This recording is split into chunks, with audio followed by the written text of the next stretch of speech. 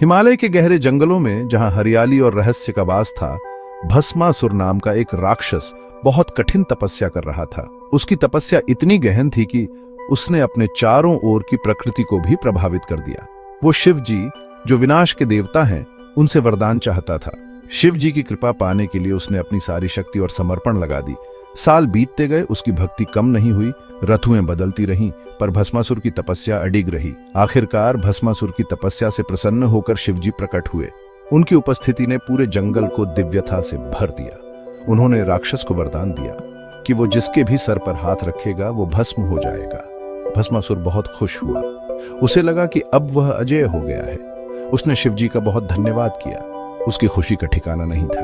अब उसके पास जो शक्ति थी वो अतुलनीय थी। उसकी शक्ति की चमक से पूरा जंगल रोशन हो गया। वो खुद को अजेय राक्षसों का देवता समझने लगा। उसकी शक्ति ने उसे घमंडी बना दिया। उसे क्या पता था कि यही वरदान उसके खुद के विनाश का कारण बनेगा। उसकी अति आत्मविश्वास ही उसकी सबसे बड़ी कमजोरी बन गई। ताकत एक बार चखने के बाद नशा बन सकती है। यह नशा इतना गहरा हो सकता है कि इंसान अपनी पहचान ही खो दे। भस्मासुर अपनी नई शक्ति के नशे में चूर हो गया और अपनी भक्ति भूल गया। उसकी आंखों में अब केवल विजय की चमक थी। उसने पूरी दुनिया में तबाही मचा दी। जहां भी जाता था, राख के सिवा कुछ नहीं बचता था। उसकी क्रूरता की कोई सीमा नहीं थी। देवता उसके सामने कांपते थे। दया की उनकी प्रार्थना उसके कानों तक नहीं पहुंचती थी। वे असहाय महसूस कर रहे थे। उसका अहंकार सीमाओं को पार कर गया। वह खुद को अजेय मानने लगा था। उसे और अधिक शक्ति और अधिक नियंत्रण की लालसा थी। उसकी भूख कभी शांत नहीं होती थी। उसने अपने आराध्य भगवान शिव की ओर भी ध्यान देने की हिम्मत की। उसकी आंखों में अब केवल चुनौती थी।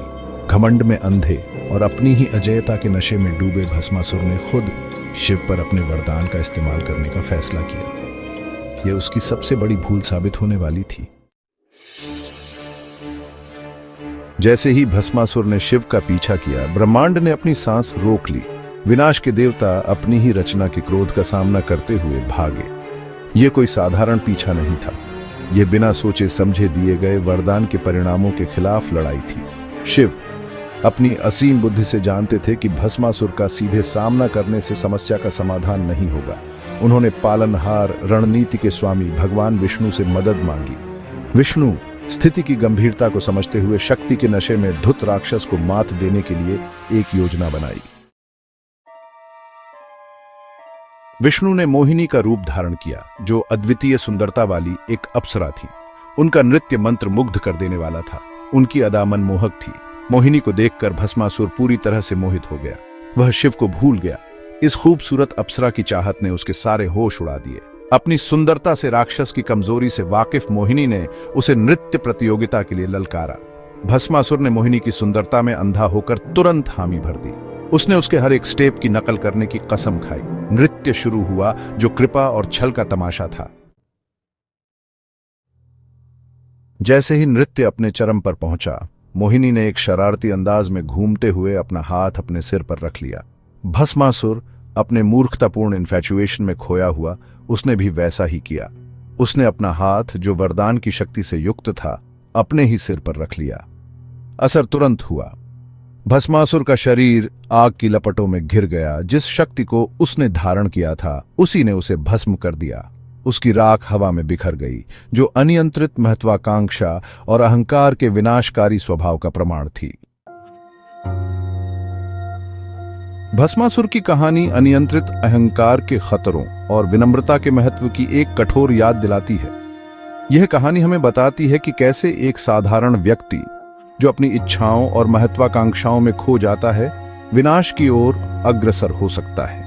यह हमें सिखाती है कि सबसे शक्तिशाली व्यक्ति भी अपनी ही इच्छाओं का शिकार हो सकता है।